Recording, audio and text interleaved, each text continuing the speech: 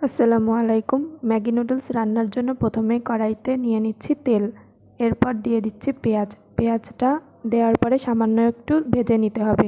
তারপরে এর মধ্যে দিয়ে দিতে হবে কাঁচা ঝাল। কাঁচা ঝাল আর পেঁয়াজ ভাজা হয়ে গেলে তার মধ্যে আগে থেকে সিদ্ধ করে নেওয়া চিকেন এবং আলু দিয়ে ভালোভাবে নাড়াচাড়া করে সামান্য একটু ভেজে নিতে হবে। এরপর এর মধ্যে দিয়ে দিতে হবে পরিমাণ মতো লবণ। লবণটা দিয়ে আরও কিছুক্ষণ ভেজে নিতে হবে। এবার এগুলোকে সাইড করে নিয়ে একটা ডিম দিয়ে তা স্ক্রাম্বল করে নিতে হবে। ডিমটা স্ক্রাম্বল করা হয়ে গেলে সব কিছু একসাথে মিশিয়ে নিতে হবে।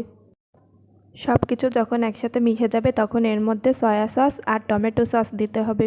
এই দুই রকমের সস দিয়ে ভালোভাবে মিশিয়ে নিতে হবে। আর তারপরে এর ভিতর আগের থেকে সিদ্ধ করে নেওয়া নুডলসটা ঢেলে দিতে একসাথে মিক্সড করে নিতে হবে। কিন্তু আমি আর নুডলসটা সেদ্ধ করে নেওয়া দেখালাম না।